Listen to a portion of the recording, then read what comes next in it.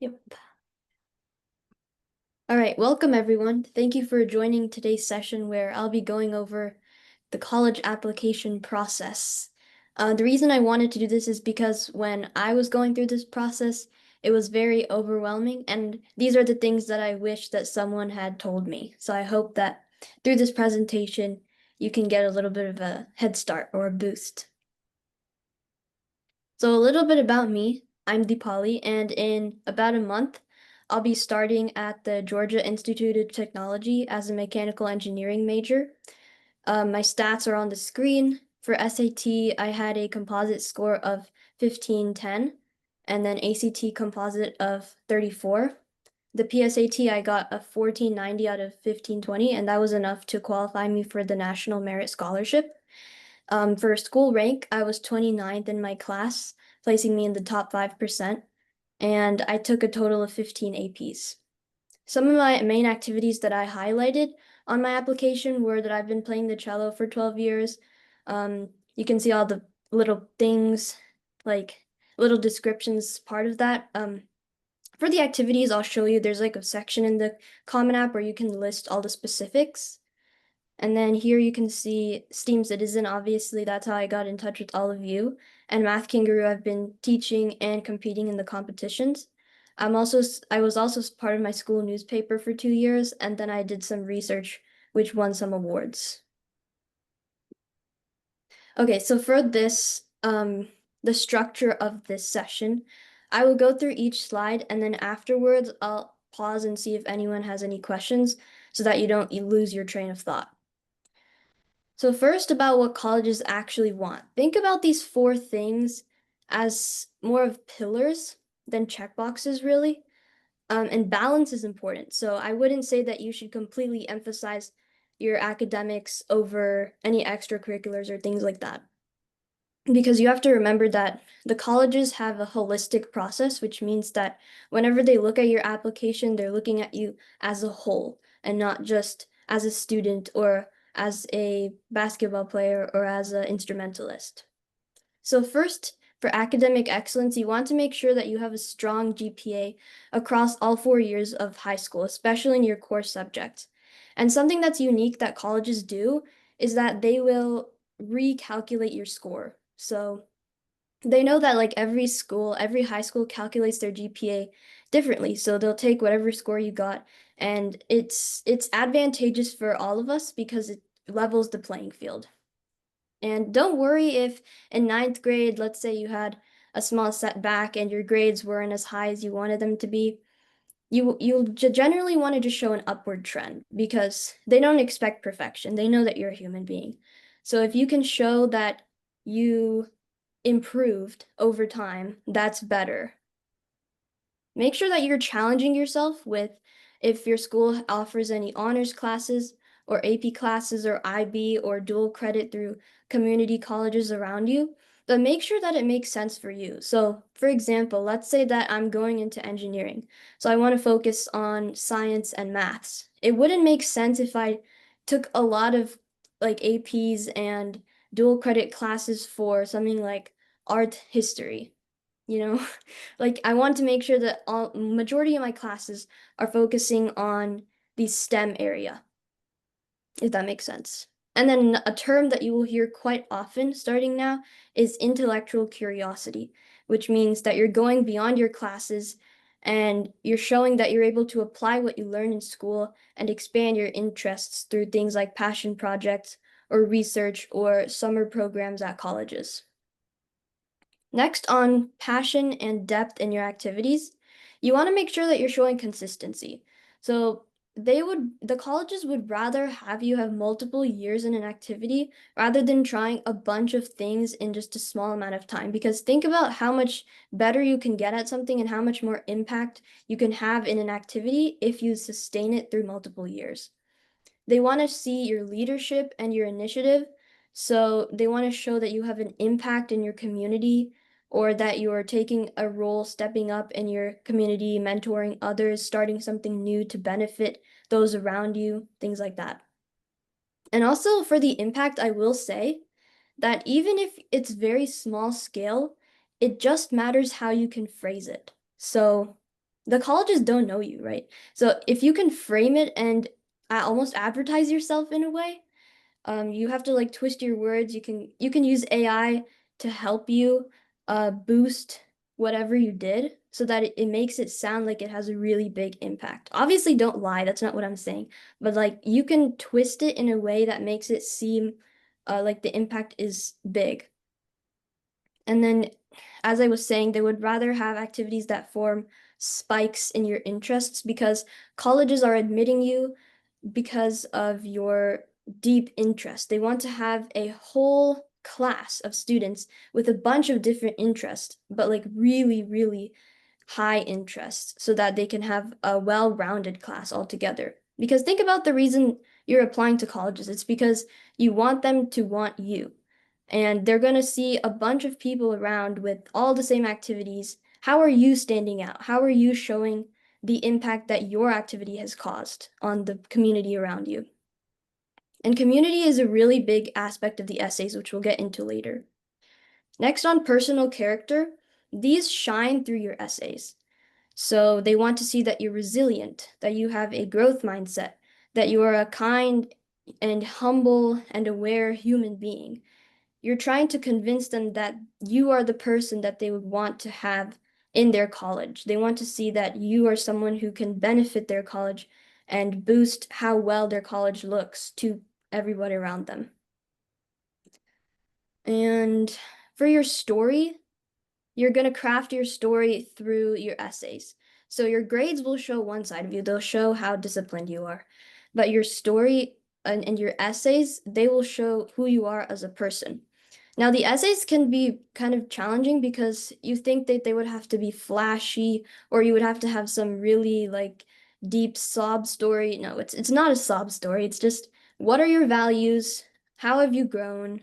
And how do all of the activities and choices that you've made from end of middle school throughout high school, how have they come together and made you who you are? So through your essays and your activities lists and your letters of recommendation, those should all reflect around the same value so that they can have an idea of who you are because they don't know you. So it's your job to tell them who you are. I will pause here. Does anyone have any questions on any of these four? You can just shout it out because I can't see. Deepali, this is Alice. I want to quickly ask for like extracurricular activities. Usually, how many of them that need to be there in order to really matter?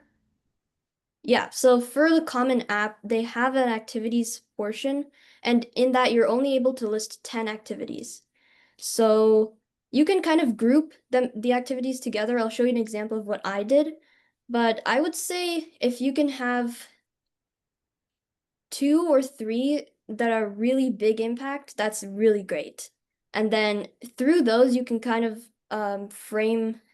you can kind of branch out and then I'll show you an example of how I did it in the Common App. Hold on one second. Let me pull that up. Do you want to wait maybe Dipali for the common app because you'll be jumping around? Why don't we Oh, park the okay, question? yeah. Yeah, I'll Yeah. show you that. I'll keep that in mind and then I'll show you how I did that. Mm-hmm. But I would say two or three with a really big impact is a good number. Yeah. Thank you. Mhm. I also have one question. So, about the academic excellence, is there like a specific required amount of languages that you have to learn? Yeah, so that depends on which college you're looking for. You can find that information on the core requirements if you just search up the college's name while you're researching them. Usually it's about two, but I would stick to 3 years just to be safe. So just one quick plugin. There is something called as a common data set. Yeah, I'll Every show that. college, yeah, publishes a CDS and it clearly shows which dimensions are important for which college. So depending on, where you are headed from your interest perspective, every college is expected to publish this CDS. Okay, so Dipali is showing you one example. So here's Princeton's. You can find this by searching up any college's name and then common data set afterwards. So it just shows you, let's see, like students. Where will it show that? And this Oh, the yes, CD here. structure is kind of same across the universities, more or less. There is a 95% match. So you can expect. So look at that arrow, what she's showing. Foreign language recommended is 4 years for Princeton, right? But if you're looking at different, there may be some with 2 may be okay. For some, they may suggest 3, right? Okay. So, yeah. Does anyone else? Yeah. Yeah. So there's like I want to take a lot of APs, but I also want to take like I want to get the seal of biliteracy, which is 4 years of a language, and I want to do 4 years of choir. And then also there's this class called the incubator where you make an idea and then you make it come true and you help your community. And that's 2 years. I want to take that too. So which one would be better? Like me taking these like classes of like that I'm interested in that like have that take a long time, or should I take like more APs and stuff? Yeah, I would suggest taking those interest classes, but also try to balance it with some APs because the Yeah. APs will boost your GPA, right? Yep. So see if you can, there might be ways where you can have the same impact as those clubs outside of school so that it doesn't take the place of APs. Oh, Or if that's not possible, you can take the AP exam without taking the class. That's still possible. So you can show rigor through that as well. okay. Yeah. But balance is important overall. Mhm. All right. So here is just like a rough timeline of how you should be progressing. So for middle school, you want to try to explore and build your habits, build your study techniques.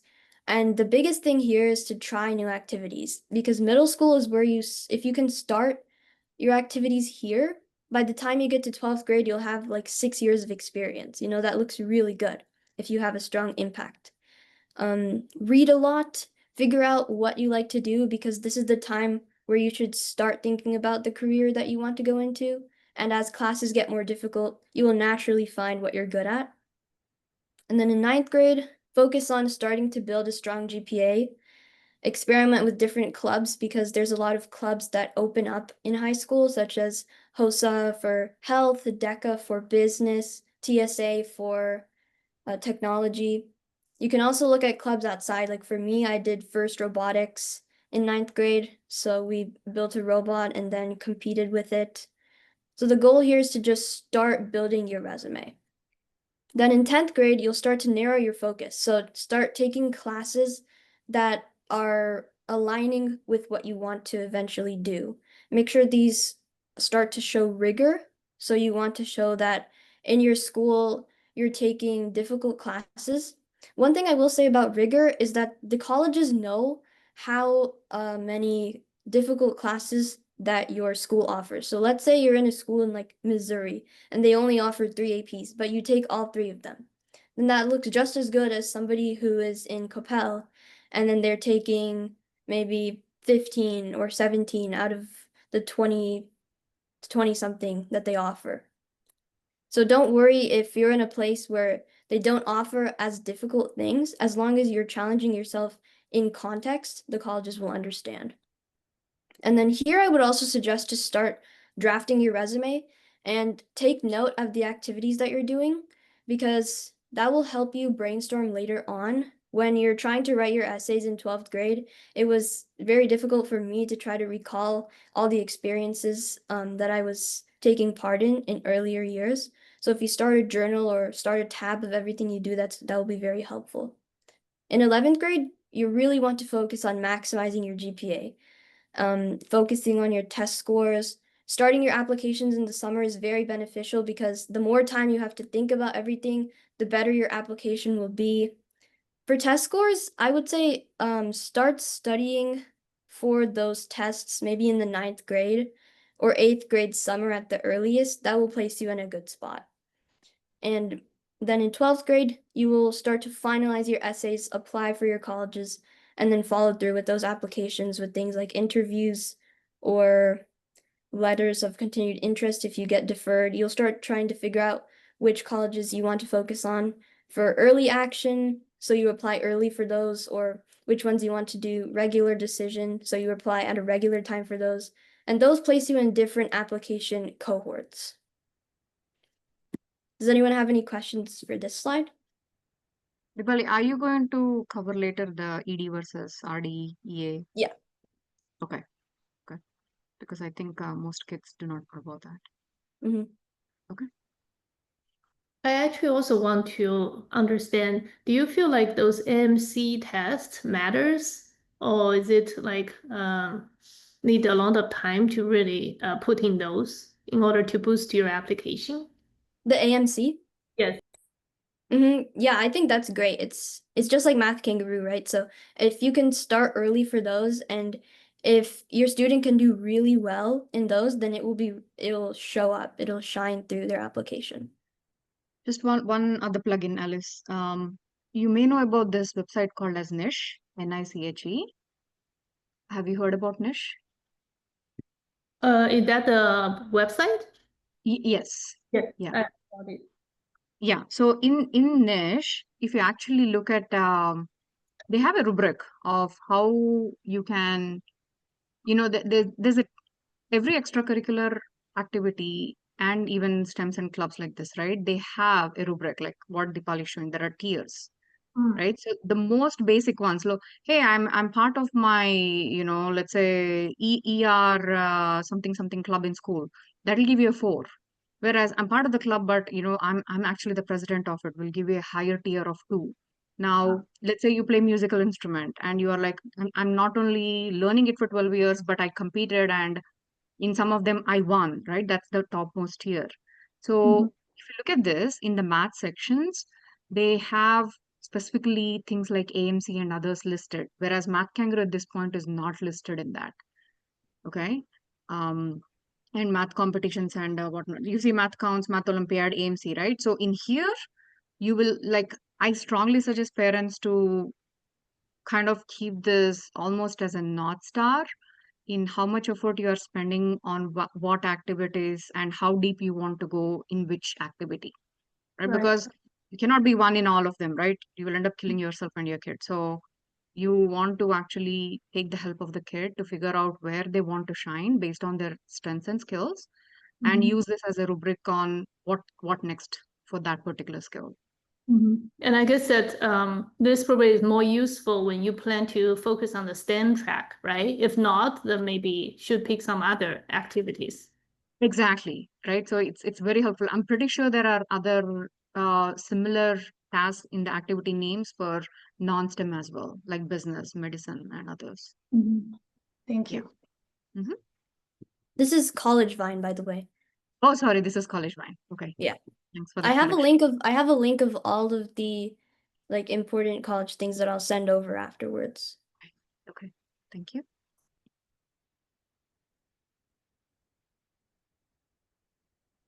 Okay. So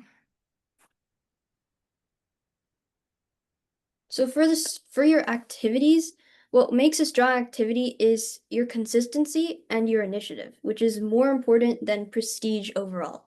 They want to see that you committed over time, that you created an impact in the community around you, which is very important for the essay that I was mentioning. Every college almost has an essay on community service.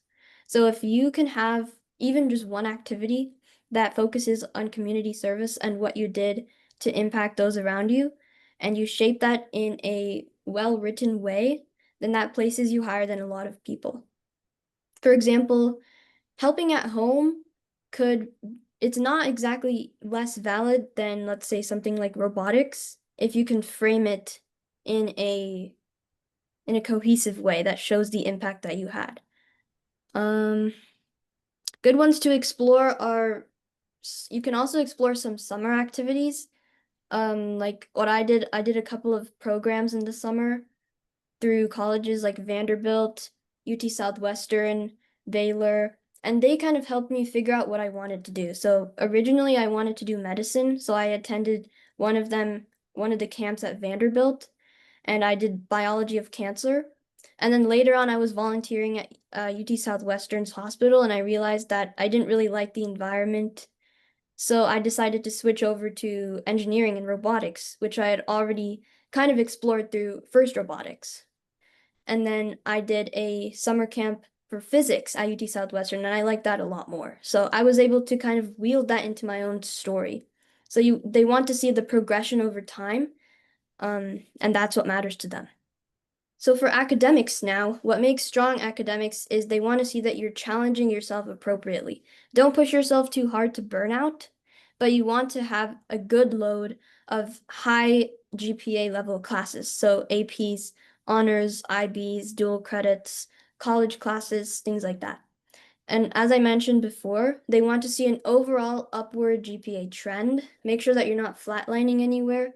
Obviously, GPA is not all that matters. I think a lot of people mistake that, but having a high GPA is very important because what they do is they go through multiple rounds of looking at your application. So they start with your numbers. They look at your GPA, they look at your test scores, and they look at your rank, they look at things like that. And if you don't qualify for those, then they won't go through and looking at your essays because they want to make sure that you will be able to survive at their college with the rigor of the classes that they're having, if that makes sense. You want to make sure that you're focusing on your core classes for the GPA. Sometimes they'll have extra or electives like foreign language, as we discussed. It's okay if you have a little bit lower GPA on those. You just want to make sure that the main classes and the high level classes like the APs are doing really well. Does anyone have any questions for this slide?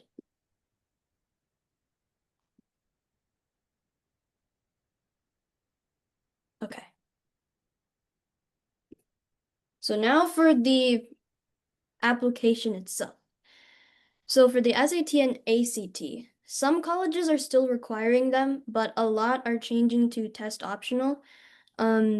I think some of them that were test optional near COVID are starting to switch back. So every year when you're applying, you'll have to go and check back on the exact requirements.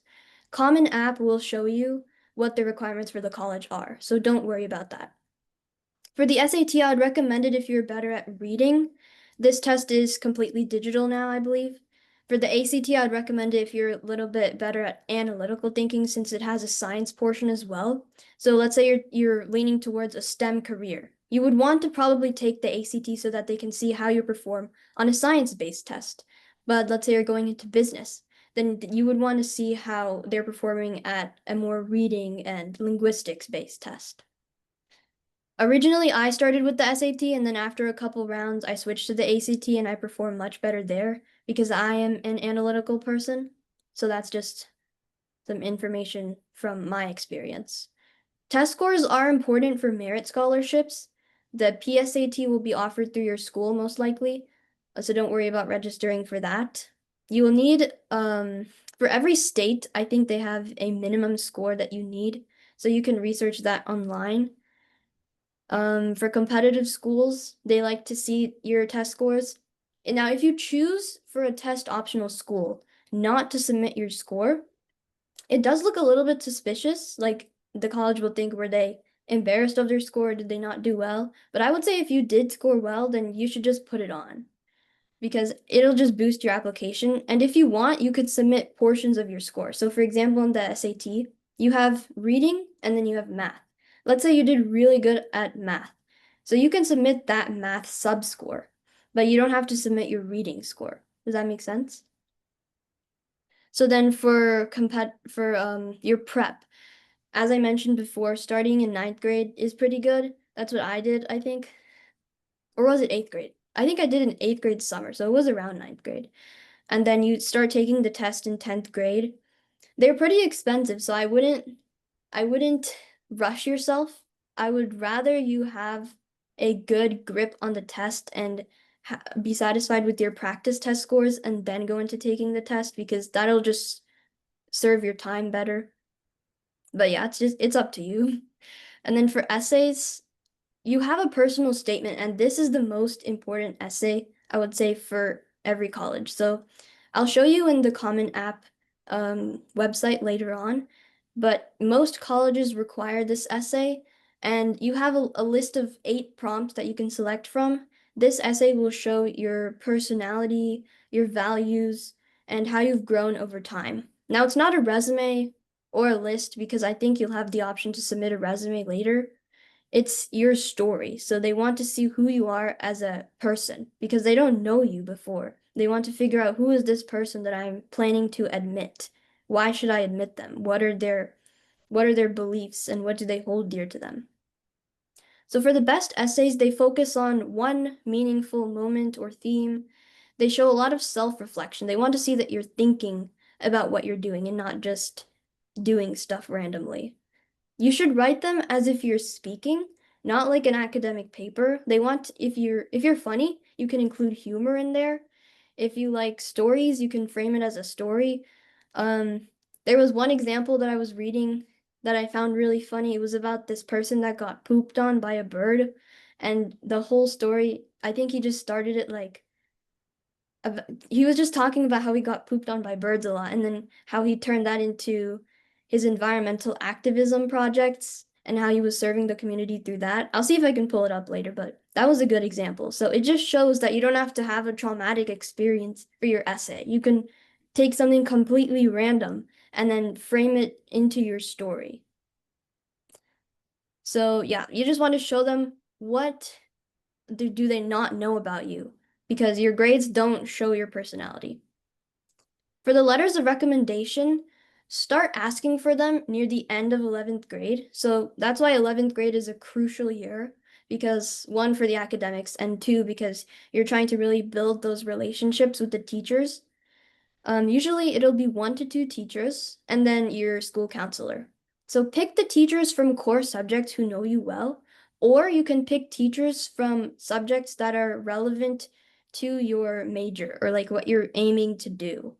So you could have a computer science teacher, you could have your biology teacher. It doesn't have to be just math, reading, science, social studies. Make sure that in your 11th grade and maybe 10th grade too, you're really participating in your classes and you're trying to build a good relationship with those teachers because you want them to speak to who you are.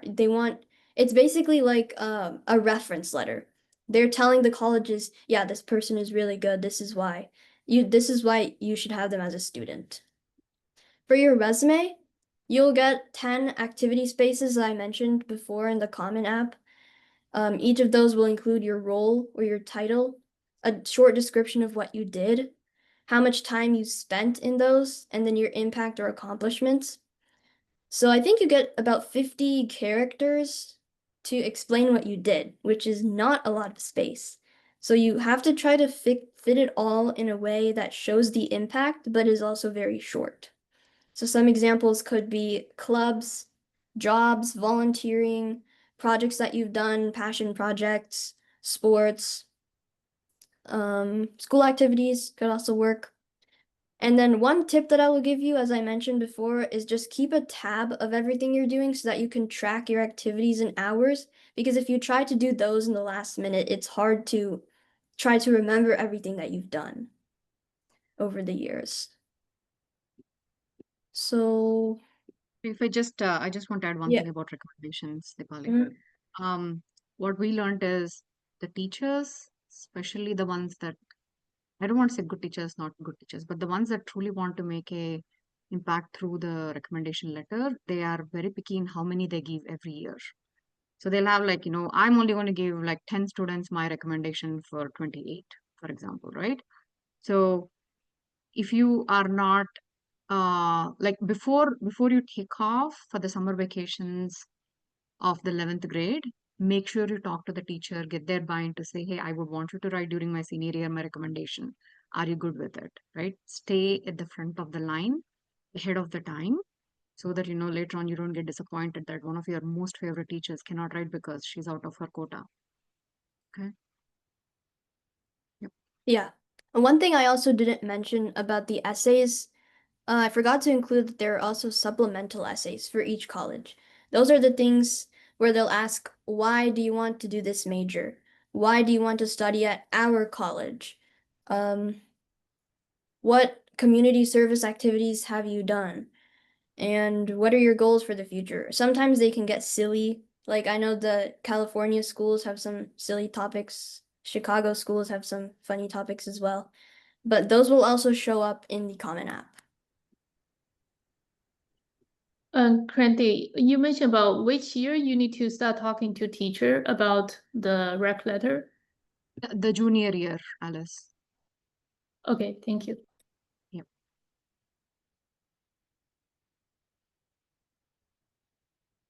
All right. So now wielding your story and putting it all together.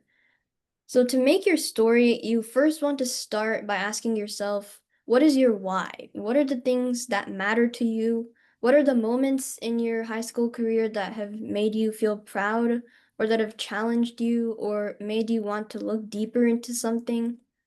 One of the most important ones is where did you struggle? Where did you fail? And that is important for them to see how you've grown. They want to see your growth mindset because that is very useful for college. Your story isn't just a list. You have to wield it like a story. So it has to be a journey, almost like you have to have a plot. Don't try to cram everything in. They don't want to hear your whole life. They just want to hear the major moments. So pick some key experiences or even just one. Events that have changed you are very important. They just want to see what made you into who you are today. So then you also want to show your growth and reflection. What did you learn and how did you change based on the experiences that you did? They want to see that you're aware of yourself, that you're mature, that you're curious. So for example, you could end your essays with like, I realized that this challenge taught me that before this I thought, but now I know. These are structure ideas, but don't use these too frequently because they can turn cliche. Then you also want to connect your story to your future because you're applying to college to further explore your interests. So how does the story that you told shape what you want to eventually do and what your goals are? How did it shape you into the kind of college student that you will be? As I mentioned before, write like you will talk. Don't write like you are reading an academic paper or writing an English paper. It's okay to be honest and vulnerable and show your imperfections because they want to see the human side of you that's not shown in your academic transcripts. And you want to remember that these admissions offices are reading thousands of essays. So how will you stand out? You have to find the experiences that make you truly unique because you don't want them to forget you, right? So things like humor or really niche experiences that you've gone through. When you're writing your essays, you want to make sure that no one else could have written it. So you want to find a topic that no one else could have possibly had that much experience and details about. So start journaling early, collect your ideas. Something that my mom did throughout my 12th grade was every time I mentioned like some niche experience with her and we were just discussing, she would yell, essay topic. And then it got kind of annoying, but it was very useful because, it just gets your brain continually working. In the first semester of your 12th grade, it's going to be really rough because you're going to be balancing classes and you're going to be constantly thinking about your essays, which I would argue are really important, even more than your grades, because that's what shows the colleges who you really are. So you want to make sure that you keep thinking, even when you're away from your computer. How can I revise this? What else could I add to this essay to show them who I really am and to make myself stand out among all this pool of applicants? Share your story with family, friends, advisors, get feedback because when you write your essays for the first time, that's not going to be the final draft. Honestly, I used AI a lot. I didn't use it to write my essays, but it gives a lot of good feedback if you prompt it correctly for how you can emphasize the impact. And as I was mentioning before, you don't have to have a huge impact on everything. It just matters about how you frame the activities that you have done they're to show their initiative and their role in your story. Yeah. Does anyone have any questions about this slide? One thing that, we heard a lot of webinars and college sessions like these, right? And the common theme is like what you think may be boring, common, simple, not unique, could be actually describing you as an individual way better than what you think is the standout quality of you, right? Like, for example, if you're a person that loves dogs and you have never missed walking your dog 3 times in a day, every day for 7 years, it's just part of your life, but it shows a lot of responsibility. It shows a lot of commitment and love and time management, right? So look deep inside yourself, and especially what Dipali was saying when I was yelling, it's a topic, it's a topic. It's actually, it works very well because you may not realize it, but people around you will start noticing the characteristics that make you as you. So parents especially, just keep a notepad or an Excel sheet or something on your phone. Like when you see your kid, just when their eyes shine, when they say something to you, just take a note of that. It will be super helpful. Yes. Okay, so a lot of you are young still, so it's good that you're Dipali, starting. Yeah.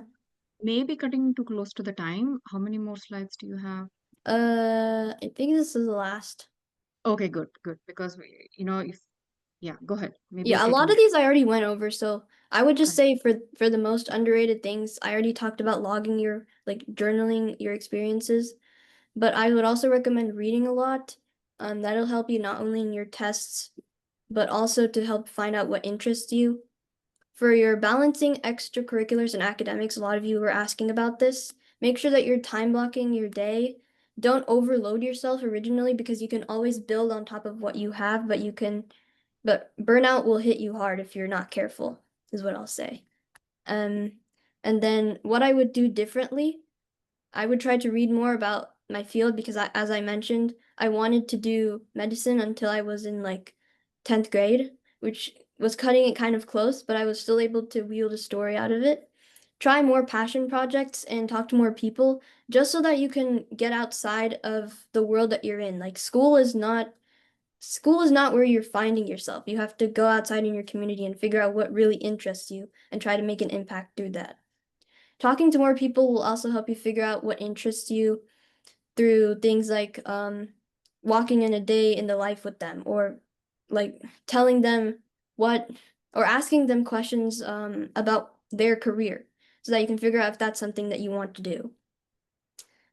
That will also help you build connections for the future because if you're looking for internships later or recommendations, they will be the people that you come to first.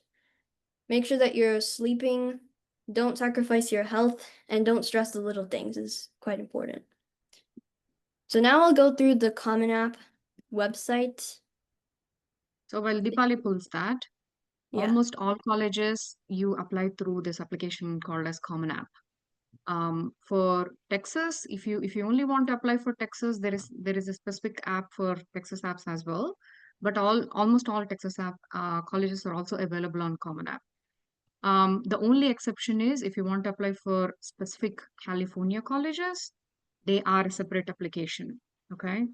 Now, why is that important is, as Dipali will go through, you create the Common App once, and all the common sections, if you write it once, it will be leveraged and used across different college applications. Okay. Go ahead, Dipali. So once you create your account, the first place you'll go is this college search. So you just figure out, let's say I want to apply to Alaska Pacific University. I'll just click this add button here. And then all the colleges that I add will show up in this dashboard here. So you can also see further details that every college will have. Eventually, when you submit your things, they'll tell you dates that you need to submit them by, or if your college has received them, things like that. And then when you go to this My Colleges tab, you just see the list again. And here's where you can see all the specifics. So I'll pull up Georgia Tech.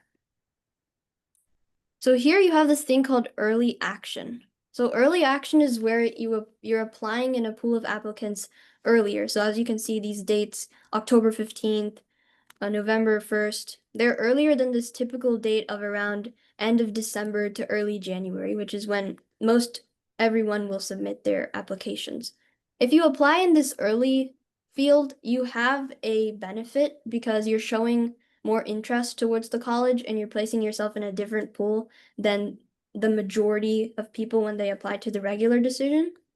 But for colleges like Princeton, They also have this thing called restrictive early action, which means that you cannot apply to any other school early action, which you will have to decide if that's something that you really want. If Princeton is your dream school, then yeah, you should go for that. But if it's not, then you should just stick to this one. Another common thing that you'll see is the early decision, which is legally binding. So it's legally binding because if you're accepted into that, you're guaranteed to go. No matter, let's say that I apply early decision to Purdue, and then I also get into Princeton. Then even though I got in, I have to choose Purdue. So you have to consider where you really want to go. So I think in the summer of 11th grade, start building that list of colleges and rank them based on if they're a target school for you, if they're a reach school or dream school or a safety school. You should have a good balance of those and not like I would say don't have too many reach schools because you're just placing yourself at a risk and you're wasting a lot of money. But make sure that you have a good balance between those. So now if we look And inside, whether you yeah. are a reach or a target to a specific school, you will know by looking at the common data set. They will say what was the average SAT scores, what was the average GPAs that got into that college, right? So it will tell you where you land with respect to their historical application. Yeah, like these percentiles here. And then you can also place your stats in College Vine and then it can tell you, like, let's pull up Princeton. So after, like, the general acceptance rate is 4, but after I put in my stats, it's 24%. So that's considered a reach school. And then let's see. It'll tell you what recommendations you need. So if we go on to the questions, I think I have it pulled up here. One quick thing about the recommendations. Every school has the number of recommenders that they need and the type of recommenders they need is slightly different. Like you see, for example, scroll to the, yeah, so someone has to be an employer for them to recommend to you for the school, right? I mean, not all school students have a job. Like who do you consider as an employer in this case, right? So if you are part of, hey, look, Vinay uncle is listed there as a coach, right? So Neil's dad, Vinay, who is one of our math kangaroo coaches, knew Deepali for more than a few years. So he was able to write a recommendation for Deepali, and because this particular school needed a coach to be the recommender, we were able to use his recommendation. So there is no restriction on when you can create a Common App account, right? All it needs is a Gmail ID, like create a fake Gmail ID, that you just want to use to explore Common App and get a feel of this. And a good time to do that would be the summer of 10th grade. I mean, you can do even today, but you will not know a lot of this context until you grow a little further in your high school, right? So understand the Common App so that you can be prepared for these nuances, right? It's not just college school teachers that need provide you recommendations. There are coaches, employers. There was one example where we even got a peer to write a recommendation, the one that knew Deepali very well, right?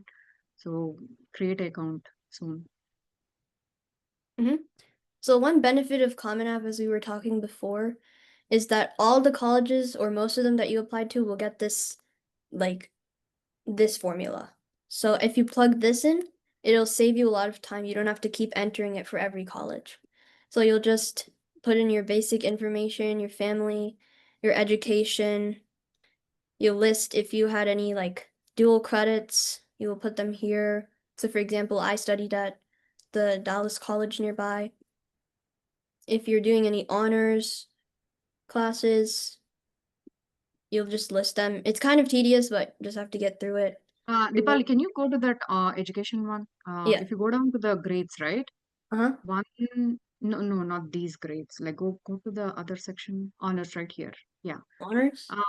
Common App, whether it is for activities or, where it showed ninth, 10th, 11th, 12th grades. Oh, yeah, where was that? Yeah, right here, right? So, yeah, this section. So whether you're entering honors, activities, anything, it only expects you to have from ninth through 12th.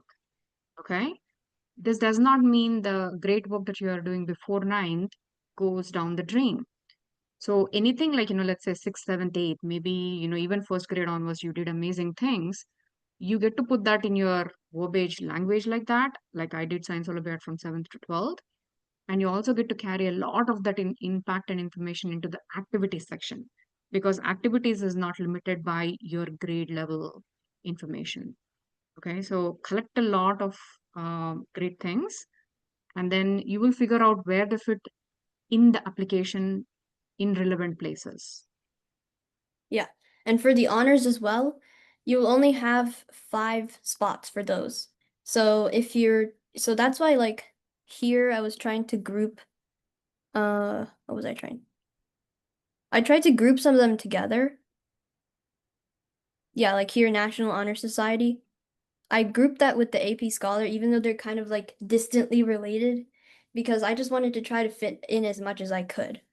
And then also for these, you want to make sure that you're ranking them because they will see them in order of importance. So you place like for National Merit, that was my most important achievement. So I placed that up first. Then you'll place your test scores here, and here's the activity portion. So here you'll have 10 slots to enter.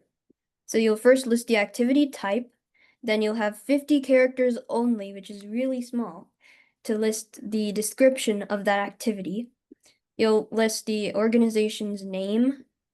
So this is kind of giving them a description of the like level of importance, so that they can know who you were doing it with. And then you describe your activity. So here you get 150 characters for that. Here you want to try to use commas. Don't use the word and. Like here we avoided and using one character, the en passant sign. You can kind of get tricky with the grammar here. Like there's supposed to be a space after this slash. We just took that out. They really don't care. Just try to squeeze in as much as you can because it's really intense.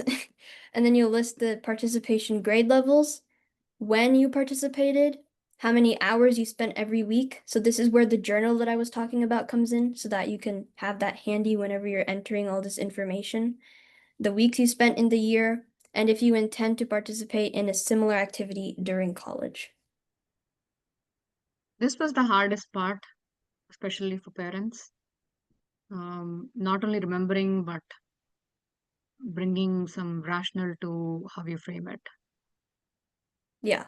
So when you're describing the activity, you want to make sure to emphasize the importance and the impact of it as best as you can. And then also these are also ranked by importance. So try to figure out what is the most impressive and put that up first. Now for the personal essay. So as you can see, it'll tell you which colleges require the personal essay and then which ones don't. So all of these will see the exact same essay that you're writing. You'll have a couple of prompt options, and then you'll only have 650 words to write it. So some of them are your background or identity, lessons that you've taken, like setbacks or challenges. They're asking you to tell us about your thinking, tell us about somebody who has done something that made you thankful. The one I chose was an accomplishment or an event or realization that sparked personal growth. A topic that you found engaging. So if you're doing research or something like that, this might be a good option for you. Or you can share something that you've already written, which is, you can do that, but it's just kind of risky, I would say. So this showed up here. This one takes a lot of patience and editing because you'll have to sit down. I think I spent like maybe 8 to 10 hours just trying to figure out what to write. Because there's so many things to think about, like what do they really want to see and what really shows my growth and the fact that they might want to accept me. So don't rush through this essay. It's very important. Does anyone have any questions on this essay before I move on? Is there like a specific format you would like to write the essay in?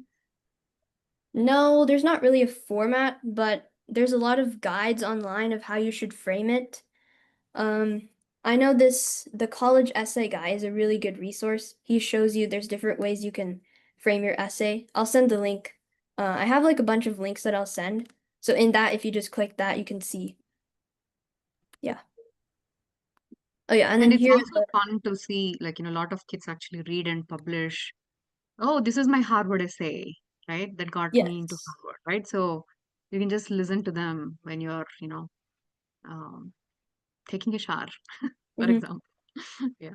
I also included a list of like 50 essays that got into the top schools. So you can read those as well and see how they structured it and then structure yours similarly. That's a good strategy. And then some colleges will also require that you enter the courses and grades. So this is very tedious, but you'll just have to list all of the classes that you took. So then here, I'll pull up the supplemental essay questions. So for Princeton, you can see they were asking, why are you interested in studying engineering? So you only select this if you're planning on studying engineering, or else you would respond to another one like why business, why medicine, things like that. So you only have 250 words. This one is really important to wield in your past experiences and then tie it into what you're planning on doing. So here I talked about my research that I was doing and also how I took place in robotics and then NASA's High School Aerospace Scholars Program in 11th grade. And I tied that into research that I wanted to do at Princeton. They want to see that not everyone can just like write the essay. You don't want it to be very broad and cliche. They want to see that you're getting specific into what you want to do, since they want to see that you have a plan for what you want to do. And then this one is about community. How have your lived experiences impact the conversations you will have? This one was a little challenging. You have to just think about um your life experience, which is really broad, but just sit down and think about it. I think I was talking about I don't even know. Hmm. Oh, this one was about how I advocated for technology-free lunches at my school, and I tied that into how I want to be on the newspaper at Princeton, since I'm already on my school newspaper. So you can see how I was kind of weaving it through time. So even though your activities can only start in ninth grade, these supplementals allow you to show how your journey has started since you were young, which is a big advantage. This one was about civic engagement. So a lot of colleges will have supplemental essays on community service. So it's important that you rack up not just volunteering hours, but you want to have opportunities related to what you want to do. So for example, Math Kangaroo, that was a big part. So that's what I did for my community service. And then these are like shorter supplementals, so 50 words or less. They're just kind of fun. What brings you joy? What represents the soundtrack of your moment? The soundtrack of your life at this moment. It's just kind of to see who you are. What are your quirks? Because they want to know you as a person and not just as a piece of paper. Hey, so I think we were talking. So can you just double clicking on the supplementals, right? Yeah. So Deepali, you applied to about 15 colleges, and when we used Excel extensively for the application, like Excel and Word documents were big, and only the final ones came into the common app as when we were ready with it. So when we downloaded all the supplementals and writing additional writing requirements for every college, it came to about 75 distinct topics. Now, there may be some themes, like, community in general is a theme, which could be asked across, 10 different questions by 10 colleges, right? But it's not exactly like you cannot just copy paste that one prompt related answer from Princeton into 10 other colleges. You cannot, because the way the questions are asked are slightly different. So Excel helped a lot, and grouping the questions into community service versus research versus future looking versus challenges faced, it just helps you to recycle a lot of your life experiences into different answers. Like this it will get to you. So when you are picking your college applications, the most important ones, do them first, because Yeah. towards the end the quality of your applications is bound to go down. Mhm. Yeah, so as she was saying, I kind of grouped them together. So for this one, remember in Princeton, they were asking, why do you want to study engineering? So this is the exact same question worded differently. Why do you want to study your chosen major? So for the first half, I was able to again tie in robotics and the NASA High School Aerospace Scholars, and also my research project. So I just took the words from the Princeton essay and framed them into a structure that would fit into the word count and structure that I wanted for this essay, if that makes sense. And then here they asked, why do you want to study your major at Georgia Tech? So then again, I had to go and do some research, and this whole second paragraph was just about the research that I plan to do, the clubs that I want to join. They want to see, why do you want to come to our college to further explore your career interests? Yeah. Does anyone have any questions? I think it's about 11 o'clock. Hey Deepali, this is Swati. Mhm. How about the research paper that you did? Did that help you in this application process? I don't think my research paper was that in depth because we were just starting, but No, actually it did. what? Unfortunately, moms have. So remember the Princeton, right? So Yeah. there are schools that ask you for additional uploads. For example, Princeton needed us to upload the research paper and even a graded writing example. Okay, so one of her previous homeworks from language and lit, we uploaded that because they also want to see that it has comments, it has the grade from that grade teacher and the date and everything. So, and there are some schools that ask you for additional portfolio, right? The portfolio could be your research paper, portfolio could be a music. Yeah, these are like supplements in addition to the application, which you do directly through the college portals. Okay. Yeah. So, yeah, just want to, if you have some, I mean, if you have some information about research paper, can you also please include that, like you said, you'll be sending a list of links, right, that are helpful? Because that Um, we know that they are helpful, but we don't know how to start with it, whom to reach out. I know there are oh, paid things. okay. Okay, that's in general, like, research helps. Now, how do you get started finding the opportunities? Yeah, yeah. Okay. Okay. Yeah. Yeah, I can link a couple of those definitely. Yeah. There are some what I'll say is there are some programs that Mm-hmm. that will help you through that, but also cold emailing researchers also helps. Just College whatever you professors, can like do. local college professors, Yeah. local, like, that's where networking comes, and parents and students have to use LinkedIn extensively to identify those leads and contacts. Like, let's say, you're really interested, Supra is really interested, let's say, in AI related, something, right? So you would find local expertise, you would find professors in UNT, UTD, Austin, anywhere, right? You would have Yeah. to do cold emails to them, requesting, and, just leave the shyness at the door for the next 3 to 4 years. And you have to ask like there's no tomorrow. Yeah. For Yeah. example, yeah. Okay. There are This some one really like, yeah, this one, go ahead, Dipali. This is very this one important. is a really big one. RSI, it's very, very competitive. The other one is SSP. I think that list also exists in College Wine. So there's a lot of summer Yes. research opportunities. Now, we did that.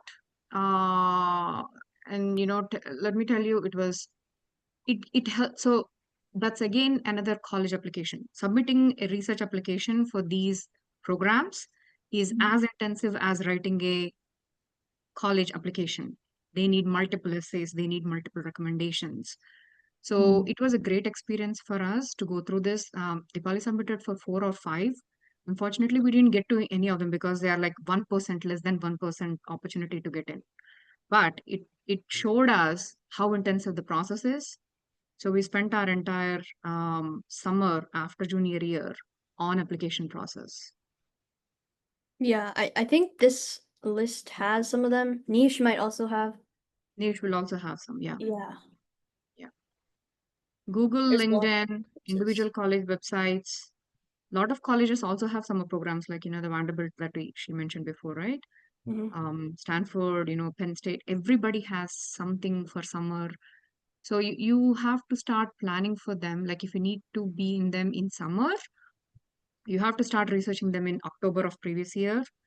By November, December, you made a call on where you want to apply, and the winter break is when you apply for them. One thing I will say about that, when you're choosing the programs that you want to apply for, make sure that you have some that are not paid for, because sometimes you can just get in through payment. You want to have the programs that actually select you through a process and not just things that you can just apply for and get in 100%. I Yeah, also and applying to those actually, like the tiers that we were seeing earlier, applying to MIT's MITES program, for example, SSP, RSI, it is a tier. Like did you just write your own paper for research, or did you actually apply to these research program? Application to them itself counts as an higher tier than not. Alice? I also heard about those camps. I'm wondering, like, usually at which grade you will consider start looking for those opportunity, and then since they are so competitive, are they really helpful later on? Yeah, so here is my personal principle, and not everybody has to agree. For me, summer is 13 weeks, and it's like a quarter of an year in a student's life. Yeah. So I prefer finding at least 2 or 3 camps in summer which are relevant to where the kid is showing interest. So you can do that as early as higher elementary into middle school as well. But specific camps also have specific grade requirements, like what Deepali is showing on the screen. Some of them are for rising 7th, 8th, 9th, 10th, in certain fields, in certain locations. There are restrictions. So you would have to do a bit of research. This is very specific to the student, right? On what you want to do, where you want to go. So Google is your best friend. Um, and you you will get much better the more you do it, searching for these things. And the other thing is, like I mentioned, LinkedIn is a very powerful tool. Like for example, let's say you're part of in Frisco, maybe Independent High School, right? You have certain seniors in Independence High School that you really respect and look up to. Go ahead and check out. Like stalking on LinkedIn is not a wrong thing. What did they do? What did they get them into it? What kind of camp did they list? What kind of activities, right? So it's just learning from previous seniors to help your current student kind of show the way, right? So you have to use that as a very, very continued tool for research. Okay. Kranti, this is Aarti. Deepali, this is Aarti here. Hi, Um, Aarti. I lost your audio when you were talking for a few seconds. I don't know if it was just for me. I have question. This summer, actually, I was looking for some medical camps, medical related camps here uh, for my daughter who is actually stepping into 8th grade. Not a lot of good options, but were these camps that you were referring, was it all virtual or did you attend in person? Do you know anything related to medical Uh, camps? yeah, yes. So we kind of tried to balance it. Like, these camps can become pretty expensive, Yeah, right? that was Yeah, my next question. Yeah, yeah, they're very expensive. exactly, right? So have a budget and try to find something within that budget. And there's also a lot of, so any medicine related, right? Like in our case, in Dallas area, UT Southwestern has a teen volunteering program. Baylor has a teen volunteering program. Yes, One but of it starts from 9th grade and above, I guess. Correct, you have to be 15 or older for that. Mm, But that's an example. So, like let's say there's a physician in our community, they're willing to let Tanu shadow for a week, right? mm, All of those count, you okay. know. Yeah. So you Yeah, will have to I do mix of, in-person volunteering, paid, non-paid, self-learning, right? Like Right, in Mhm. today's world of AI, right? You can do a PhD just without moving away from your computer. right. Okay. Starting early and shadowing, along with doing things like Udemy or edX. Uh-huh. If you start with those right now, I think they would set you up for some good connections so that when you apply later on, you'll have good references, and then you'll also kind of know what you're leaning towards when you start getting the ability to apply when you're in ninth grade and above. Got it. Okay. My second question, you were talking about college wine. What is that? Is it only for research, or how does that help? I kind of lost where you Yeah. mentioned So wine. College Vine, you just set up your profile and your stats, and it just kind of helps you gauge which schools are reaches, targets, or safeties.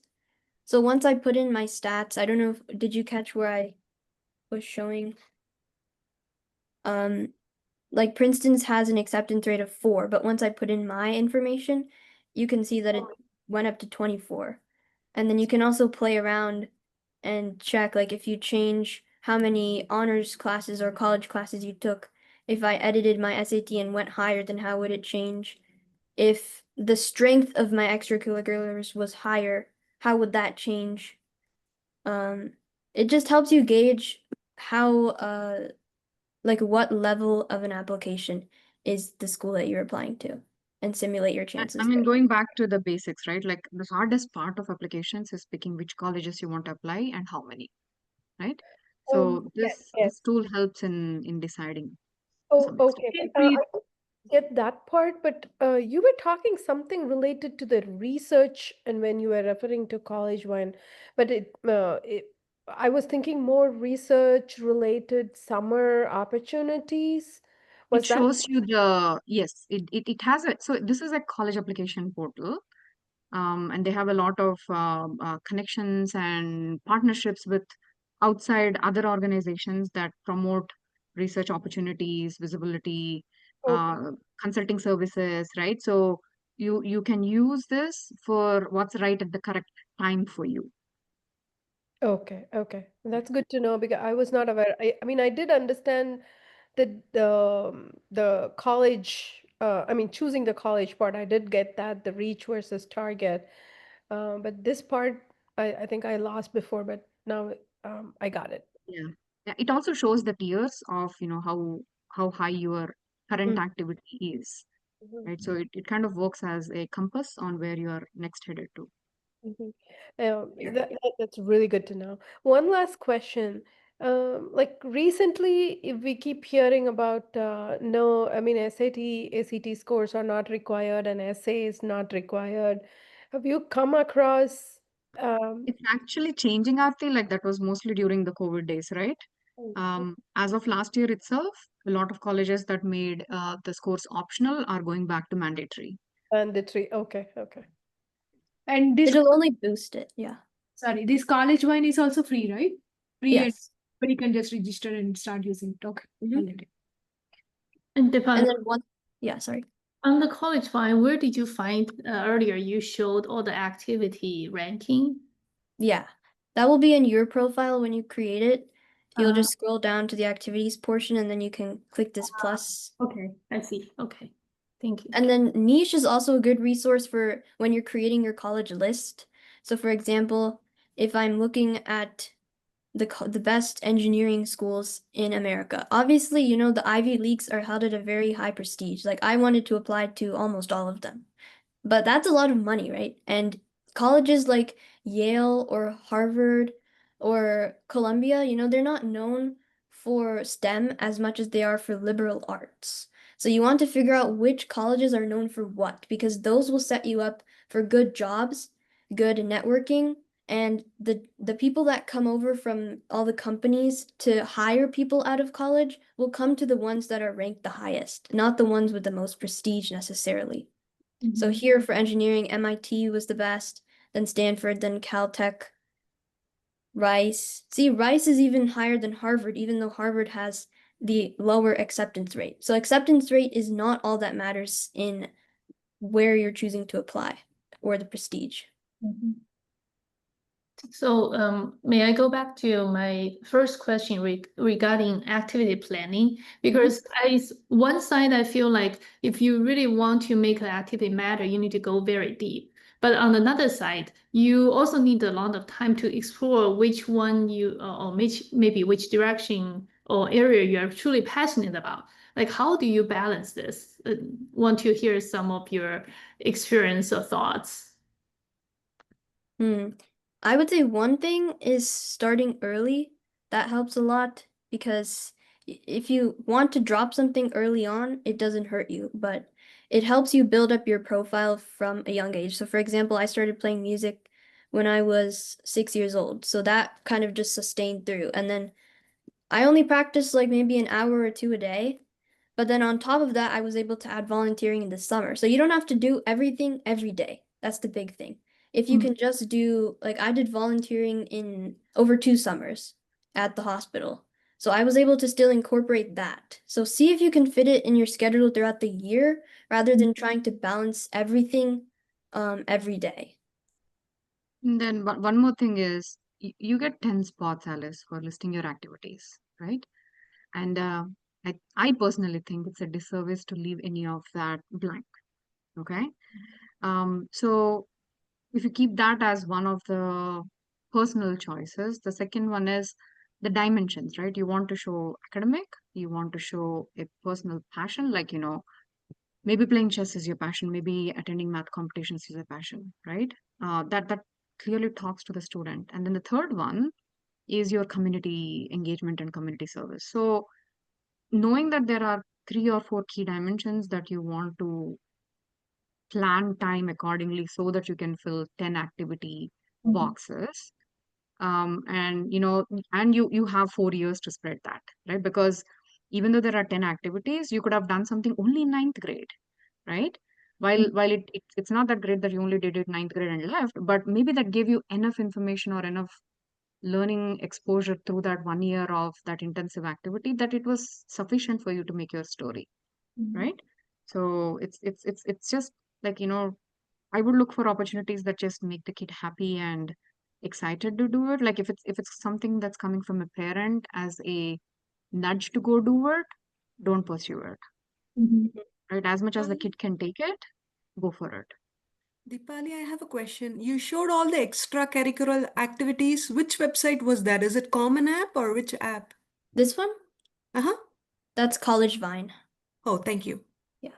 So here you can see, for example, science and math is like pretty broad, right? NASA aerospace scholars, I did that throughout the year in 11th grade, but only every Friday. So it didn't like bog down my schedule. I didn't have a problem with my schedule because I was able to do everything else, and keep that for just Fridays. So just find things like the hospital thing, I did that in summer. HOSA is just a school group, so I was able to do like majority of that came from competition, which was just in one weekend. But I was able to frame it because I got multiple awards. This one was for volunteer. I did 200 plus hours of volunteering, so I was able to frame that into an entire activity itself. So you have to keep in mind that the activities are not just extracurriculars, they're just categories of things that you do. That's actually a great point. It's not everything out of school. A lot of things that you do in school count towards activities. Yeah. We are way over time. Yeah. Any closing questions, or do you want to go back to your last slide, Deepali?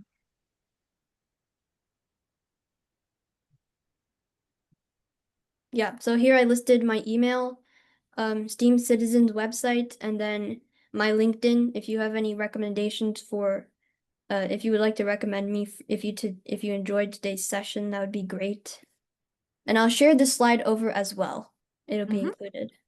Yeah, and a lot of like 1 hour, 2 hours is way too short for this, right? So if you need our help, I mean, just reach out. We'll do our best to support you. We are very passionate about just the process, and happy to help. Yep. I'll send over a PDF of this after the session is over. Thank you so much. This is very helpful. Of course. Well, Thank you, Deepali and Kranti. Yep, I totally agree. That is, it's a big journey. Yeah. Interesting. Thank you so much, both of you. Yeah, thank you so much. You're welcome. Hey, Okay. unknown That's knowledge for college. Have a good one, Bye. everyone. Bye. Thank you. Bye.